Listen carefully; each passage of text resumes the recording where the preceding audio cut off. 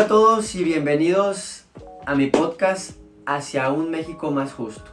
Y bueno, pues mi nombre es Jesús Gustavo Gómez Bobadilla, su servidor. Y bueno, en este espacio hablaremos del tema para reflexionar sobre los retos y las oportunidades que enfrenta nuestro país en su camino hacia la justicia, la transparencia y el desarrollo social, que yo creo que son temas muy importantes que debemos de tocar en esta actualidad. Y bueno, hoy tocaremos temas fundamentales como lo son cómo lograr justicia e instituciones sólidas en México, cuáles son las instituciones más afectadas por la corrupción, cómo puede la educación desde niveles básicos fortalecer la cultura de la legalidad y la última pero no la menos importante, qué implicaciones tiene contar con instituciones sólidas para el desarrollo del país. Y bueno, para analizar todos estos temas que son al igual a veces un poco complicados de entender, pues tengo el honor de estar acompañado de Daniela Sanabria, que pues bueno, qué mejor que ella nos enseñe un poco y nos platique un poco de su trayectoria laboral. Buenas noches, Gustavo, buenas noches a todos. Antes que nada, pues te quiero agradecer por invitarnos, por tomarnos en cuenta y por sentir que tu servidora puede sumar a tu proyecto y aquí a la gente que te escucha, pues que pongan atención y vean que la seguridad en México y todos los temas que ver con la legalidad son partes fundamentales del actuar de todos y de la cultura que se debe de permear en todo México para que puedan tener más importancia esos temas y al tener más importancia también pueda la gente estar más informada y fortalecer sus ideales y absolutamente todo lo que conlleva el estar enterados de estos temas que al final de cuentas es parte de nuestra responsabilidad como ciudadanos.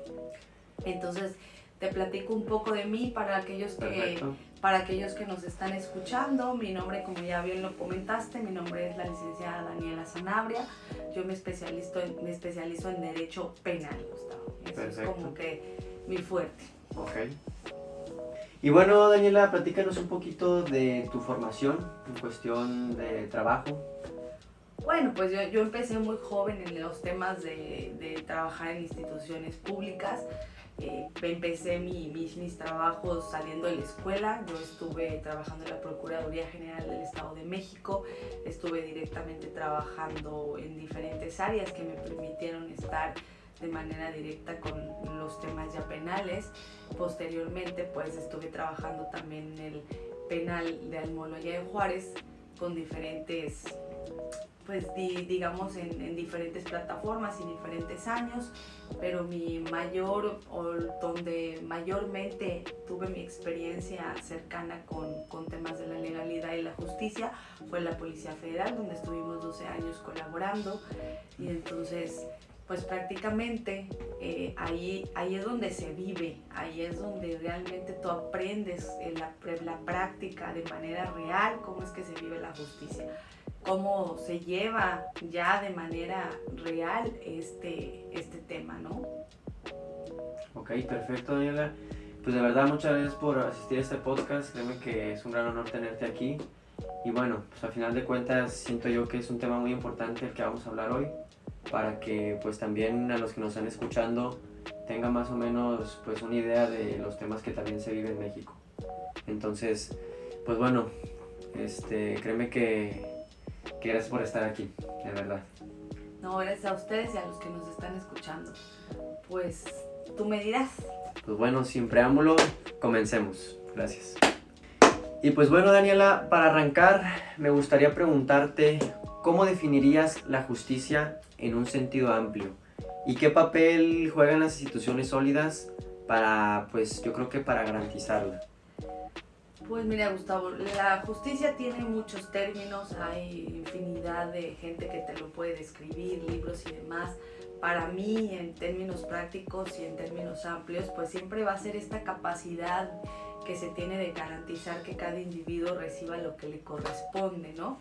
Al final, ya sea en derechos, en responsabilidades o en oportunidades, en todo lo que conlleva para que esto suceda, las instituciones pues que lo rodean deben ser sólidas, deben de tener cierta transparencia, deben de ser independientes, deben de ser capaces de aplicar las leyes de manera imparcial para todos, de manera justa, o sea, la misma palabra lo dice, que sea imparcial y que sea lo mismo para todos, que no haya diferencias ni de religión, ni de raza, ni de temas económicos, que no lo marque absolutamente nada una diferencia. Eso para mí es la justicia. Eso para ti es la justicia, ok. ¿Y tú crees que en México aplica todo eso? Pues en diferentes países tienen diferentes temas respecto a la justicia, pero hoy en México yo creo que tenemos una fuerte debilidad derivada de que estas instituciones son débiles, que en estas instituciones permean muchos problemas que evitan que la justicia se aplique con esta imparcialidad que te comento. Ok, perfecto, pues muchas gracias de verdad por darnos tu punto de vista. Y pues bueno, otra de las preguntas que te quería hacer pues era, en México, ¿qué características crees que hacen falta para que nuestras instituciones cumplan este rol? Pues yo creo que de un poco manera más afectiva. Pues yo creo que principalmente es la falta de independencia política, ¿no? Generalmente en México al tema presidencial, al haber hegemonía en temas de que un solo partido adquiere todo el poder, pues también evita que exista esta independencia del Estado en la política.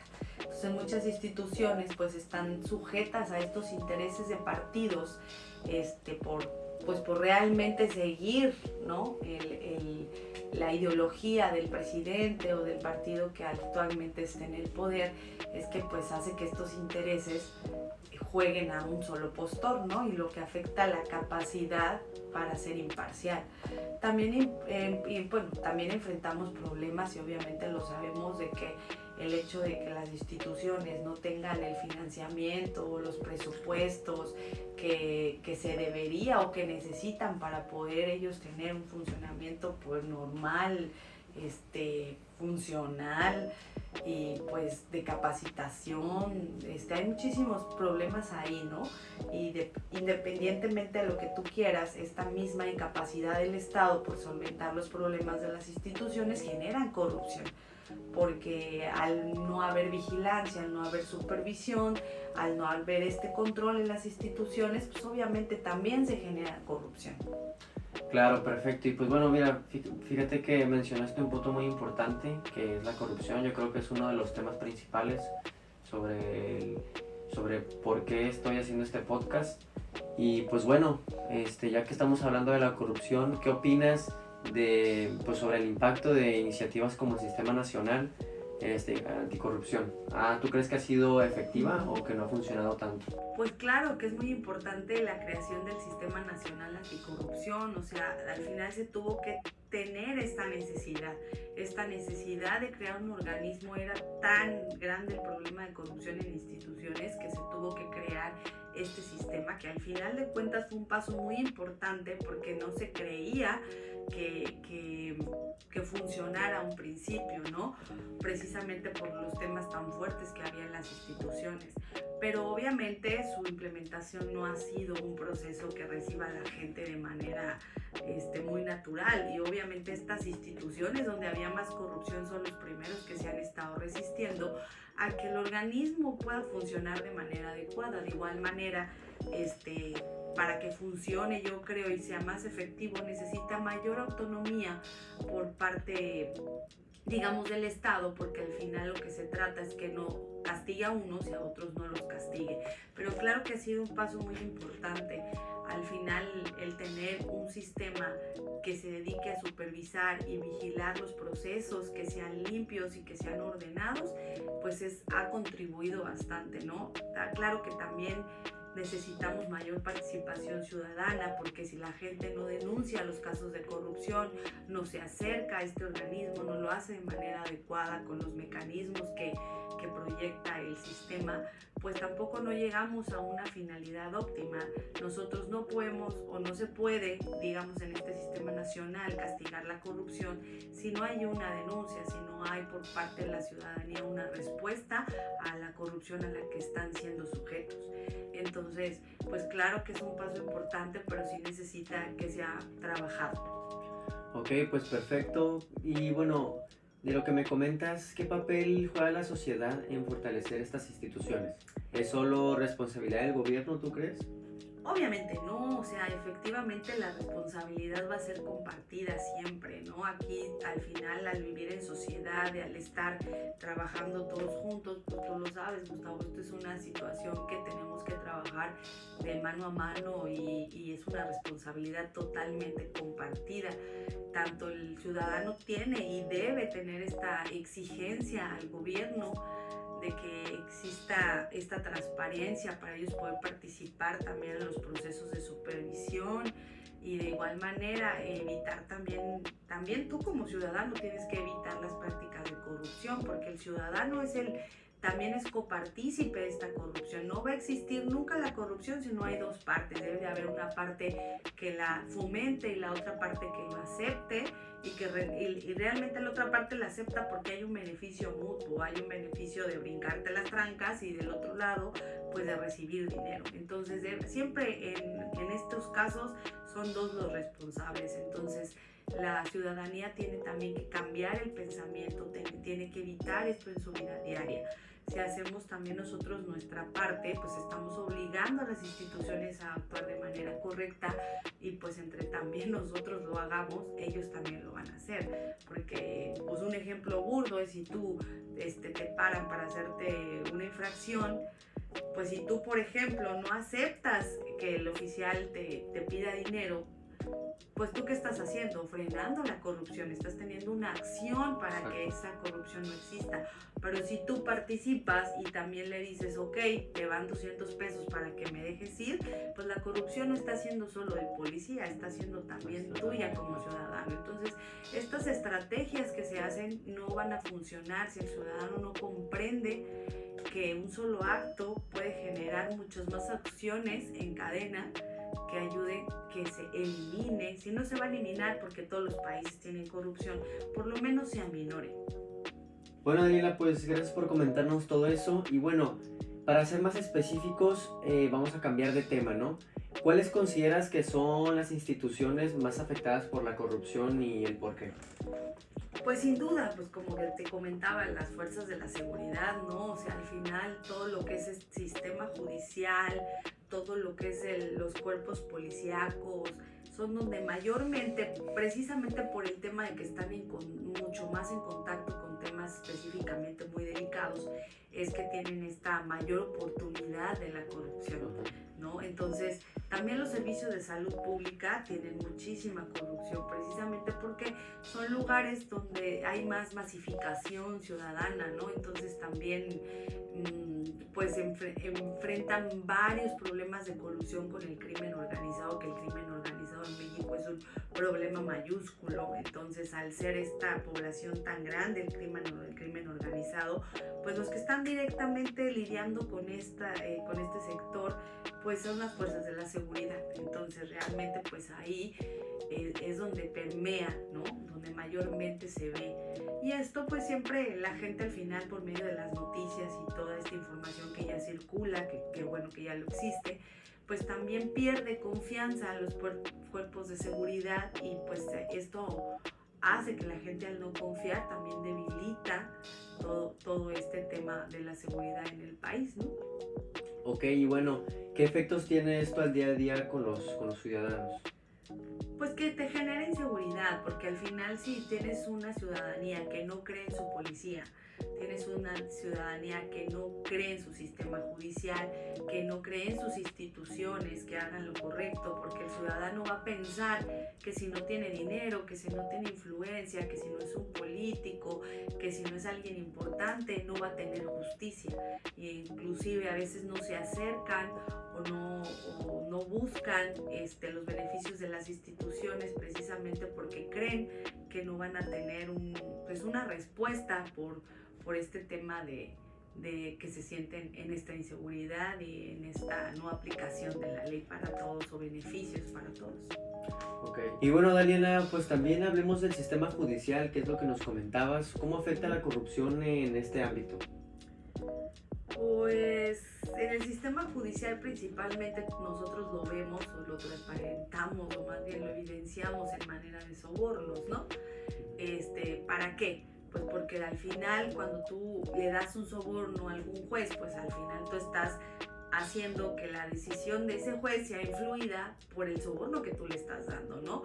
Y entonces ¿esto qué hace? Pues va a retrasar el proceso, va a hacer que la decisión del juez no sea justa, no sea objetiva, y pues esto va a perjudicar a las víctimas, ¿no? Porque las víctimas son revictimizadas por no haber esta justicia. Y también, bueno, pues al final no refuerza esta percepción de que la justicia es para todos, sino al final se genera esta idea en la ciudadanía de que la justicia es únicamente para quienes la pueden pagar y para los poderosos y para los influyentes, y entonces esto no ayuda para nada. Ok, y mira, un tema muy controversial que ha habido es el tema del sector de la salud. ¿Cómo se manifiesta la corrupción ahí? Pues mayormente en las instituciones que no tienen que ver directamente con que la gente soborne, pues tienen que ver con dentro, tienen que ver con la manera en que hay un desvío de recursos de manera interna, porque el sistema de administración de las instituciones a veces obviamente lo permite, porque trabajan por medio de licitaciones, donde esas licitaciones les permiten inflar todo, absolutamente todo lo que compran, hablando de medicinas, de infraestructura, de lo que tú quieras, ¿no? Y luego hay esa falta de transparencia para que uno accese a esas licitaciones y tú puedas ver realmente si están gastando estas instituciones de manera correcta. Entonces, ¿cómo afecta el desvío de los recursos? Bueno, que esos recursos que deberían ir para los pacientes, pues van para los bolsillos de alguien más, y entonces ya no le llega el beneficio al usuario en este sentido, a que son los pacientes, ya no reciben ni los medicamentos ni los tratamientos adecuados. Entonces, eso se ve mucho actualmente en México porque nosotros tenemos un sistema de salud muy deficiente que absolutamente cualquier ciudadano lo puede ver, porque pues le niegan los medicamentos o el tipo de infraestructura al que va no es el adecuado. Ok, perfecto. Y con lo que nos comentas, ¿tú crees que qué medidas podrían tomarse para abordar estos temas de manera inmediata? Al final de cuentas todo va a recaer en la supervisión y que lleguen gentes al gobierno o lleguen gentes a los poderes o digamos a los puestos que tienen que ver con la administración, que sean personas honestas, que realmente se vigile quienes llegan a administrar en estas instituciones, que realmente sí exista una supervisión de las personas que llegan. Sobre todo al final va a ser esta supervisión y esta, pues digamos, observación por parte de los organismos externos de que las instituciones están llevando administraciones sanas. Si yo no superviso, si yo no estoy netamente comprobando todo este tema, pues las instituciones van a continuar así mientras no exista nadie que lo señale. Perfecto, y bueno, pues un tema clave también es la educación. ¿Qué papel crees que juega en fomentar una cultura de legalidad, pues como a largo plazo?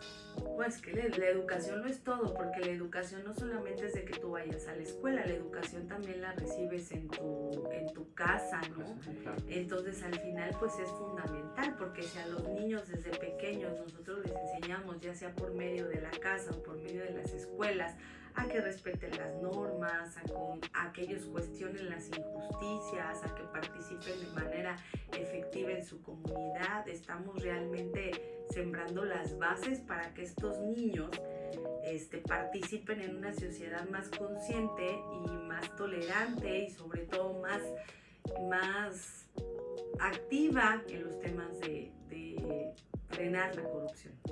Y mira, qué padre que me comentes eso.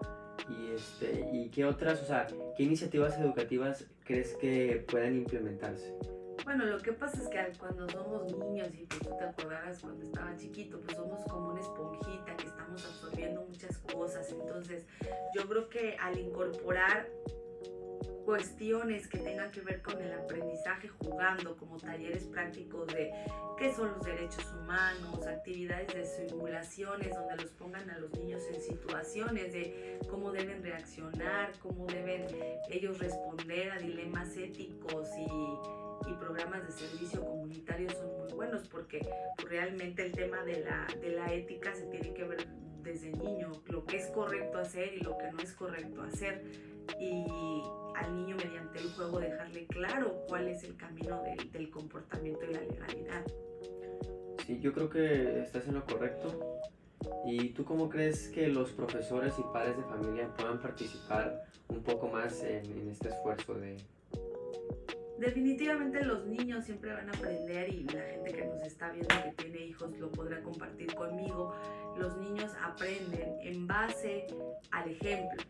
Entonces, tanto tú como absolutamente todas las personas que tenemos un roce con niños debemos ser modelos a seguir. Los niños van más a aprender de lo que ven que de lo que escuchan. Entonces, debemos fomentar que sean personas que participen activamente en el diálogo, que participen con la familia, que siempre se les esté inculcando valores y sobre todo en temas cívicos que tienen que ver cómo deben de ellos de comportarse. Hay que reforzar esos temas tanto en la escuela como en casa. Ok, perfecto. Y bueno, Daniela, por último, pero yo creo que no la menos importante, me gustaría hablar un poco sobre el impacto de las instituciones sólidas en el desarrollo social y económico. ¿Por qué crees tú que son tan importantes? Bueno, es que hablando de instituciones sólidas, que estás hablando de que el Estado está formado por instituciones, pues al ser sólidas, pues van a brindar estabilidad. O sea, estamos hablando de que si tú tienes una institución sólida te va a brindar confianza, ¿no? O sea, aparte a manera de inversiones y de economía, la visión que tú le das al mundo de cómo están tus instituciones es si tú tienes esa imagen ante el mundo de ser con instituciones fuertes, pues vas a traer inversión, vas a garantizar que tengan servicios básicos, vas a reducir la desigualdad, vas a promover un entorno donde todos los ciudadanos puedan prosperar. Entonces, si tú das esta idea y realmente esta idea se vuelve una realidad de un estado próspero, pues evidentemente la gente va a tener absoluta y total confianza tanto en el gobierno como en la institución y en su país. Sí, pues sí, mira, hablando de países, ¿qué países crees que son un buen ejemplo en este aspecto? O sea, ¿y qué podríamos aprender de ellos un poquito más? Bueno, no dicho por mí, dicho obviamente por estadísticas y por otros personas que se dedican a hacer este tipo de encuestas, pues países como Dinamarca, como Finlandia, que son ejemplos de transparencia, que han logrado realmente ellos lograr que casi sean países donde no existe la corrupción, donde hay transparencia y donde hay confianza y donde se le ve a la gente totalmente confiadas porque existe una rendición de cuentas y porque también la ciudadanía, al ver este ejemplo en sus instituciones, pues son países donde la ciudadanía no está impuesta a la corrupción, donde ellos mismos en su vida diaria tienen otra mentalidad y otra cultura y actúan diferente precisamente porque han logrado construir esto. Entonces realmente sí se puede, solamente que pues hay que hacer un esfuerzo todos. Sí, yo estoy de acuerdo contigo, Daniela. Y bueno, ¿tú crees que todo esto que contaste lo podemos aplicar en México? Se necesita mucho esfuerzo. Actualmente como estamos, yo creo que es un poco difícil, tenemos mucho camino por seguir, hay muchas reformas que hacer, hay mucho que aplicar con reformas legales, capacitación constante de servidores públicos, que realmente los servidores públicos que lleguen tengan carrera, tengan servicio, que realmente tengan la capacidad, estamos hablando de la capacidad escolar evidentemente y de formación para poder estar en estas instituciones. Este cambio cultural pues va a promover que también existe esta honestidad en el valor y pues estamos hablando de que al final esto lo tiene que respaldar el Estado. De esa manera creo que sería correcto. Ok, perfecto. Pues de verdad muchas gracias por estas explicaciones que nos acabas de dar. Y bueno, también gracias por acompañarnos en este episodio y reflexionar un poquito más de estos temas. Y pues bueno, el primer paso para construir un México más justo yo creo que es pues todo esto que nos acaba de platicar Daniela, y recuerden que todos podemos aportar desde nuestras acciones cotidianas, desde lo más chiquito hasta lo más alto, de verdad. Y pues bueno, gracias Daniela, de verdad por participar en este por podcast. invitarme, gracias a la gente que nos escucha, que se interesa en estos temas. Yo creo que trae más gente interesada y participando activamente, y pues si hacemos un granito de arena en estas nuevas generaciones y sumamos a que tengan este cambio de pensamiento, porque son ustedes los jóvenes los que tienen realmente que apoderarse del país actualmente, y ustedes son los que realmente van a cambiar todo esto, ¿no? Son los que vienen atrás de nosotros con nuevas ideas y esta situación de cambio que yo espero y pues lo hagan, porque al final esto es lo que les tocó, y como lo transformen, como quieran ustedes también contribuir, pues va a ser la diferencia. Perfecto, pues muchas gracias y gracias por escuchar el podcast. Entonces, pues bueno, hasta la próxima. Gracias. Adiós. Adiós.